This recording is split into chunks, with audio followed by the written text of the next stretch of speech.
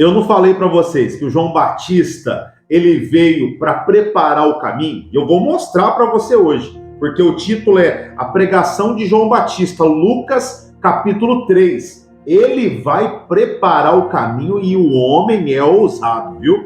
O homem tem coragem de falar coisas aqui que deixa a gente, de boca aberta. Seja bem-vindo a mais uma leitura, mais um estudo bíblico comigo, né? O bispo Fabrício Dias, o bispo que aqui no YouTube estuda a Bíblia com você. Deixa eu te contar um segredo. Eu te falei que é de Gênesis a Apocalipse. É a Bíblia toda que nós estamos estudando aqui. Não, eu estou te falando, é de Gênesis a Apocalipse. Vai ser bênção o nosso estudo aqui e com certeza você ficando comigo até o final, você que é novo, vai gostar, vai se inscrever, eu tenho certeza disso, e você vai começar a estudar comigo a partir de hoje. Como você que está do outro lado aí, não é verdade? Fala aqui nos comentários, você que já está comigo há muito tempo aqui, você que já está um tempão comigo aqui, coloca nos comentários, fala, é verdade, você vai querer estudar conosco, está sendo uma bênção. Já deixa o joinha e vem comigo, fica até o final, você não vai se arrepender. A pregação de João Batista,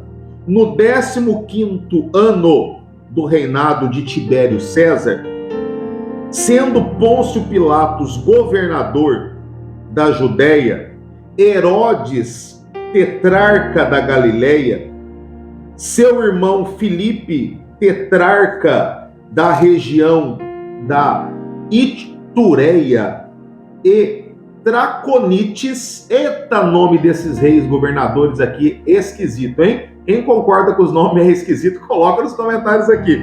E Lissânias, né? Tetrarca de Abilene, sendo o sumo sacerdote Anás e Caifás, veio a palavra de Deus a João, filho de Zacarias, no deserto. Quem que é esse João aqui? É João Batista, e veio para ele a palavra do Senhor, para ele começar a disseminar ela, né? Começar a pregar ela, né? Ele percorreu, versículo 3, toda a circunvizinhança do Jordão, pregando batismo de arrependimento para remissão de pecados, conforme está escrito no livro da palavra do profeta Isaías. Voz do que clama no deserto, preparai o caminho do Senhor, endireitai as suas veredas. Todo vale será aterrado e nivelado, todo monte e outeiro, os caminhos tortuosos serão retificados e os escabrosos aplanados. O que é isso? Ele está falando assim que montes, né, no modo simbólico e profético, os montes eles são todo ondulados, né? Ele está falando assim que é como se aqueles montes eles fossem tirando aquele ressaltamento e todos esses virassem uma planície.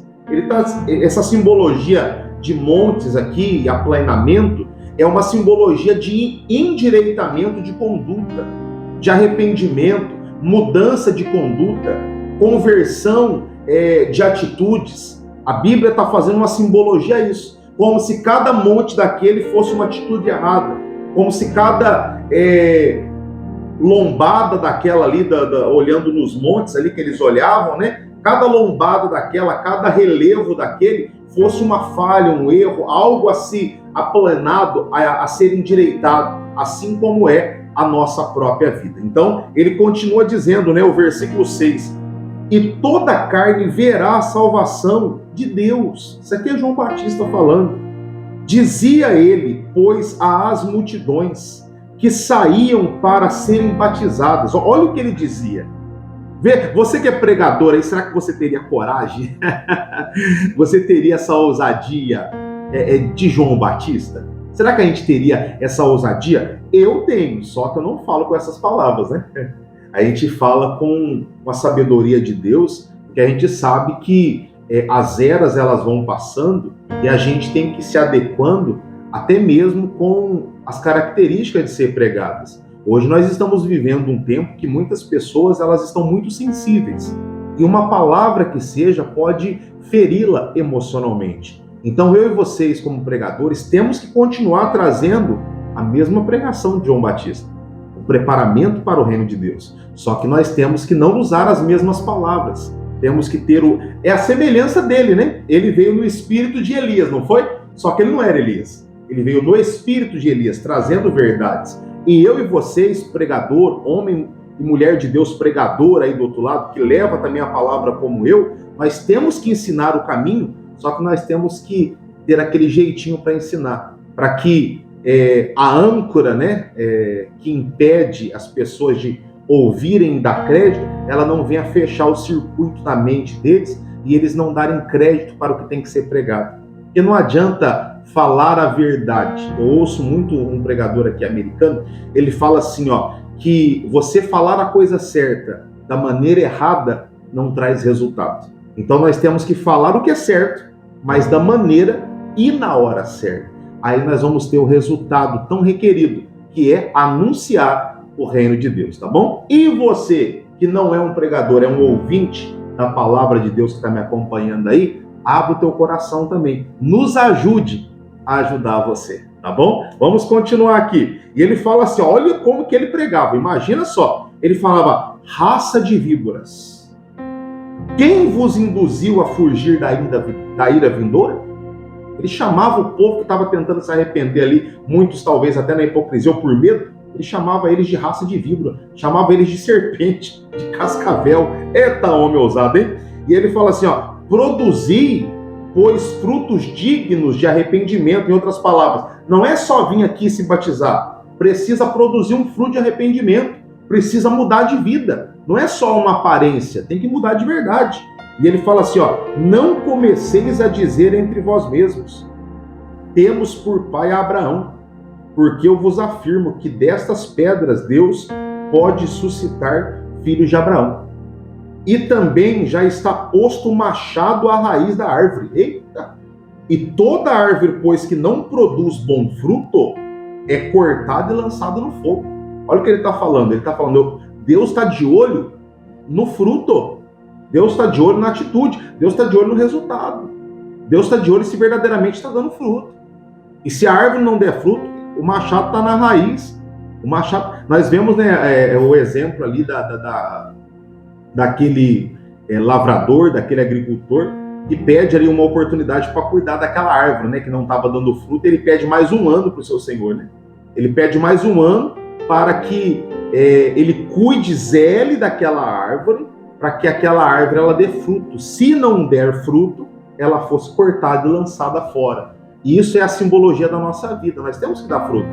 Temos que dar fruto. Bispo, mas eu estou no início.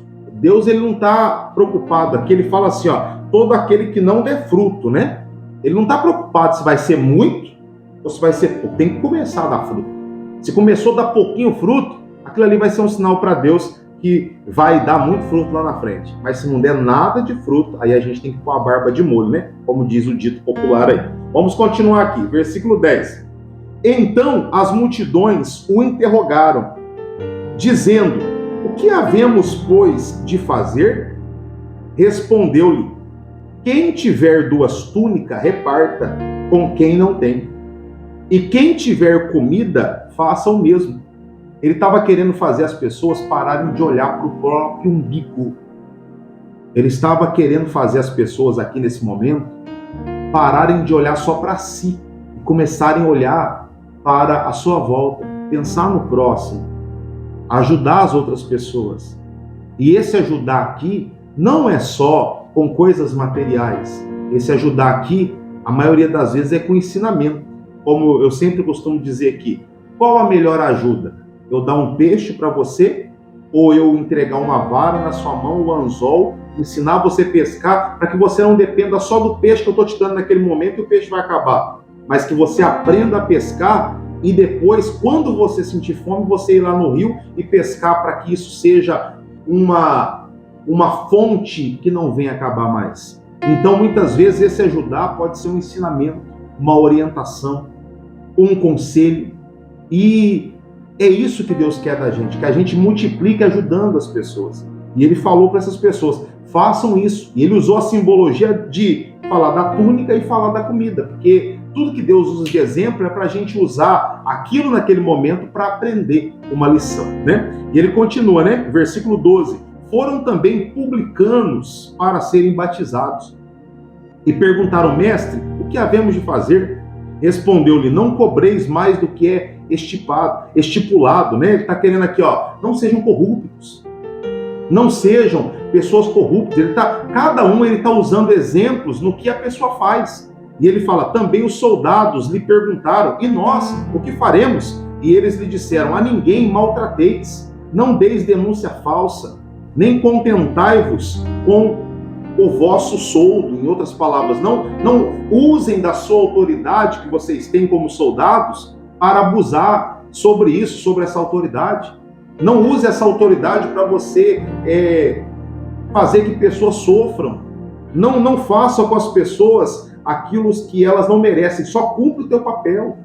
Ele está mostrando aqui sobre a honestidade. O João Batista começou a ensinar o povo, e o povo começou a aprender. O povo começou a aprender, assim como eu estou ensinando você. E eu creio que você está evoluindo aí cada dia mais como cidadão do reino do céu. Não somente o cidadão aqui da terra, mas como cidadão do reino do céu. Porque a palavra que eu prego não é uma palavra que vem de mim, é uma palavra que vem de Deus, tá bom? João dá testemunho de Jesus, versículo 15. Vamos lá. Estando o povo na expectativa e discorrendo todos no seu íntimo a respeito de João, se não seria ele, porventura, o próprio Cristo, ele começou, olha para você ver o quão abençoado era João Batista. O povo começou a ver tanta unção, ver tanta coisas boas vindo da parte dele, gostaram tanto do ensinamento dele, que eles pensaram que ele era o próprio Messias, o próprio Cristo. Olha que bacana. E o povo sabia, né, a história, como seria o Cristo, que ele viria para libertar. Ele era um libertador, ele era alguém esperado. E o João Batista estava tão no propósito, o João Batista estava tão na direção de Deus, que ele foi confundido com o próprio Jesus. Olha que legal isso. Você consegue entender isso? Ele estava seguindo as pisaduras de Jesus. Ele estava seguindo os caminhos de Jesus, mesmo ainda sem conhecê-lo. Por quê? Porque ele era cheio do Espírito Santo. E o Espírito Santo direcionava ele. Está vendo que eu falo de novo?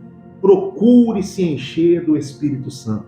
Ele é o principal, ele é o nosso norte, ele é o nosso ajudador, né? E eles falavam assim, versículo 16, disse João a todos, eu na verdade vos batizo com água, mas vem o que é mais poderoso do que eu, do qual eu não sou digno de desatar nem a correia da sua sandália. Ele vos batizará com o Espírito Santo e com fogo. E ele começa a falar sobre Jesus. E ele começa a falar assim que ele não é digno nem de desatar a sandália. Olha a proporção. Nós estamos falando de um homem que as pessoas estavam cogitando que ele parecia ser o próprio Cristo. Ele começa a falar que depois dele viria um maior do que ele não seria digno nem de desamarrar a sandália, nem de amarrar o cadarço. Isso é muito forte, né? Isso é muito forte. Ele não deixou que aquilo subisse para a cabeça dele. Ele continuou centrado no propósito, né? E ele continua dizendo, né, que ele batizaria com o Espírito Santo e com fogo, né? O fogo são as provas, né? O Espírito Santo a gente sabe que mas o fogo é as provas, né? Como tem relato aqui no livro de Romanos, capítulo 5, fala assim, Romanos 5 ele relata dessa maneira, versículo é o 3.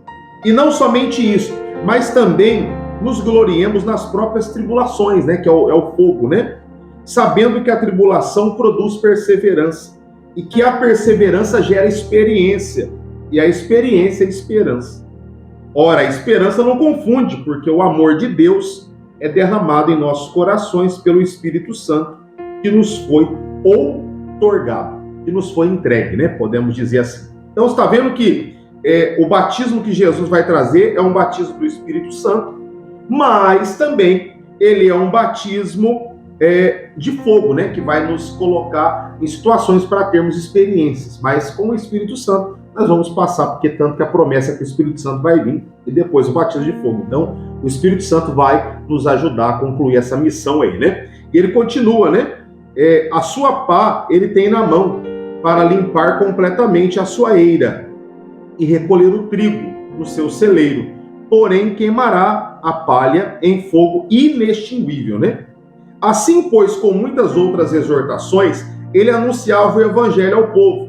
Mas Herodes, o tetrarca, sendo repreendido por ele, por causa de Herodias, mulher do seu irmão, e por todas as outras maldades que o mesmo Herodes havia feito, acrescentou ainda sobre todas elas a de lançar João no cárcere.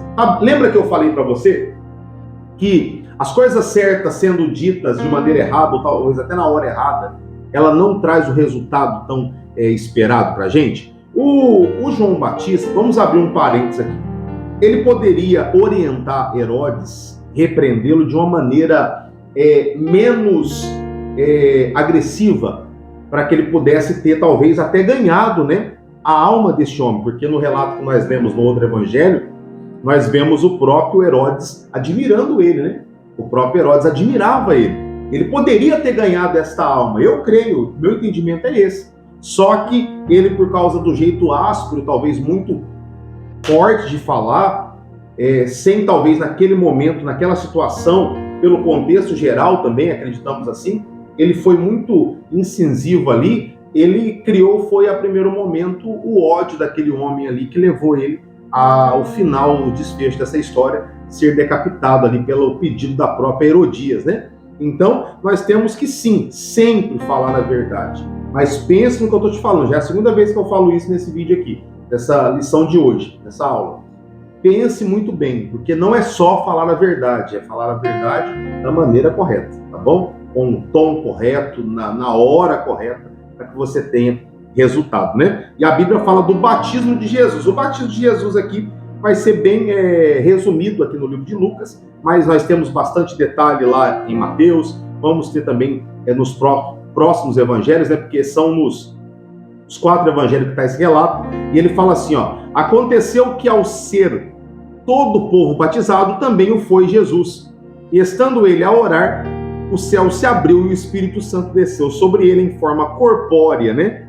Como uma pomba, e ouviu-se uma voz no céu: tu és o meu filho amado, em ti me comprados. Olha que bacana, né? Que relato maravilhoso. Agora nós vamos entrar na genealogia de Jesus Cristo. Nós vamos entrar aqui na descendência de Cristo. E as bispo, eu vou sair da leitura, valeu, obrigado, estou indo lá, eu vou sair porque agora é nomes. Não faça isso, porque eu digo sempre para você que a leitura bíblica, ela é como se fosse um alimento. A palavra é um alimento. E tem alimentos que você talvez não gosta muito, talvez como ler esse monte de nomes que nós vamos ler. Eu prometo que vai ser de um jeito bem dinâmico que eu vou estar falando aqui. Mas ler esses nomes talvez não é do teu agrado, mas é como aquele alimento que não é muito do teu agrado, mas ele tem muito nutriente para você. Uma semelhança, a carne. O fígado não é do agrado de muitas pessoas. Inclusive até a pastora, minha esposa, não gosta muito de fígado. Só que ele é um alimento que tem muito nutriente. Então, mesmo você não gostando, se você pega ele e coloca na boquinha e come, ele vai trazer muito nutriente para o seu corpo. E assim é a palavra. Mesmo talvez você não gostando de ler aqui as descendências, vai trazer uma nutrição para você que vai valer a pena. E outros alimentos também. Eu não sou muito fã de legumes, não sou muito fã de salada, mas eu sei que esses nutrientes, inclusive hoje aqui, que eu estou gravando aqui hoje, meu almoço, ele foi salada, como é que fala? Sopa de legumes hoje. Sopa, no dia que eu estou gravando aqui esse estudo com você, aqui foi sopa de legumes. Por quê? Eu sou amante dos legumes? Não. Só que é necessário. É um nutriente que o meu organismo necessita. Assim são aqui as descendências. Então fica comigo até o final. Não saia. Porque senão quando chegar em Crônicas, você não vai ler comigo. Porque tem um pedacinho em Crônicas ali, alguns capítulos, se não me engano, acho que 10 capítulos, e nós vamos recorrer muitos em descendências. Aí você não vai ler a Bíblia toda. Você vai pular Crônicas. Não, você vai ler toda de um jeito bem dinâmico aqui comigo aqui, tá bom? Vamos lá. Versículo 23. Ora, tinha Jesus cerca de 30 anos ao começar o seu ministério. Era como se cuidava. Filho de José, filho de Eli. Eli, filho de Matate. Matate, filho de Levi. Levi, filho de Melqui. Este filho de Janaí, filho de José. José, filho de Matatias. Matatias, filho de Amós. Amós, filho de Naum. Este, filho de Esli. Esli, filho de Nagai. Nagai, filho de Maate. Maate, filho de Matatias. Matatias era filho de Simei, filho de José, filho de Jodá. Jodá, filho de Joanã. Joanã, filho de Reza. Reza, filho de Zorobabel. Esse Zorobabel nós vamos ver ele, principalmente ali quando formos ler Esdras, Neemias, na reconstrução, quando ele fala que a glória da segunda casa seria maior do que a primeira, nós vamos ver quem era o governador na época aqui, que tomava conta, era Zorobabel, tá bom? Vai ser um personagem muito interessante que nós vamos acompanhar. Este, filho de Salatiel, filho de Neri. Neri, filho de Melqui. Melqui, filho de Adi. Adi, filho de Cozã. Este, de Eumadã, filho de Er. Er era filho de Josué, né? Josué era filho de Eliezer. Eliezer, filho de Jorim. Este, de Matate, filho de Levi. Levi era filho de Simeão. Simeão, filho de Judá, né? E Judá, filho de José. Este, filho de Jonã, filho de Eliaquim. Eliaquim era filho de Meleá. Meleá era filho de Mená. Mená era filho de Matatá. Este era filho de Natã, filho de Davi. Chegamos aqui na história de Davi. Olha que legal. O Davi era filho de Jessé, que você conhece, o pai de Davi. O Jessé era filho de Obed. Obed, filho de Boaz, ali do livro de Ruth, né? Este, filho de Salá, filho de Naasson. Naasson era filho de Aminadab. Aminadab era filho de Admim. Admim era filho de Arni. Arni era filho de Esrom. E este era filho de Pérez, filho de Judá. Agora vai ser o Judá de Jacó. Judá era filho de Jacó, né? Que nós conhecemos. Entramos aqui nos patriarcas iniciais ali, né? Que conhecemos com mais afinco. Jacó, filho de Isaque. Isaque, filho de Abraão. Este, filho de Tera, filho de Naor, filho de Serug. Serug era filho de Ragaú. Ragaú era filho de Faleque. E este era filho de Eber, filho de Salá. Salá era filho de Cainã. Cainã era filho de Arfaxade. Arfaxade era filho de Sem. Este era filho do queridão da arca, o Noé. Filho de Lameque. Lameque era filho de Metusalém. Esse Metusalém nós lemos lá em Gênesis capítulo 5, que foi o homem que viveu mais. 969 anos. É anos demais, né? O homem mais velho, né? É Metusalém, filho de Enoque. Enoque era filho de Jared. Este era filho de Malalel, filho de Cainã. Cainã era filho de Enós. O Enós era filho do Sete. O Sete era filho de Adão. E Adão era filho de Deus. Olha que bacana. Chegamos na descendência. Olha, a descendência de Jesus vem descendo, até chegar em Adão. Olha que legal. E agora nós vamos o quê? Vamos orar aqui nesse momento. Vamos orar e vai ser bênção para você. E você chegou aqui até o final comigo aqui, você que não parou, escreve aqui embaixo, eu não vou parar. Eu quero ver aqueles que vão até o fim comigo aqui, que não vão parar, que não vão desistir, e Deus vai abençoar muito, muito a tua vida, tá bom? Vamos orar, Pai. Eu abençoo este homem, esta mulher, que esteve comigo aqui até o final desta leitura, aquele que porventura não pôde chegar até o final e depois vai continuar aqui. Eu abençoo a vida de todos eles. Eu abençoo a vida de todos os inscritos, a vida desse que vai se inscrever hoje. Eu abençoo a vida desse que se tornou um membro aqui do canal. Ele se tornou um membro aqui para poder dar suporte, para que a gente, a cada dia, continue pregando mais e mais a palavra. E a cada dia o Senhor abre portas, a cada dia o Senhor abençoe a vida deles, de toda a família. Que a palavra que tem sido estudada venha ser força e alimento para eles, em nome de Jesus. Você que crê, diga amém e diga graças a Deus. Deixa eu falar para você, bispo, o que na oração o senhor falou de membro do canal? O que é isso? Aqui embaixo tem um botão azulzinho, seja membro. Você pode se tornar membro apoiando o canal aqui. Além de ser inscrito, de ativar as notificações, você pode apoiar o canal de uma maneira mais ali eficaz, né? Para que você possa dar suporte para a gente continuar a cada dia crescendo e abençoando pessoas aqui pelo YouTube, tá bom? Então, clica no botão, vai lá que você vai ter mais informações. Vou deixar vídeos na tela para você que ainda não conhece na íntegra o canal, e você que já conhece, compartilha aí, eu vou contar com você, tá bom? Um beijão no seu coração, do seu bispo, que Deus te abençoe, e eu te aguardo aqui amanhã. Até lá!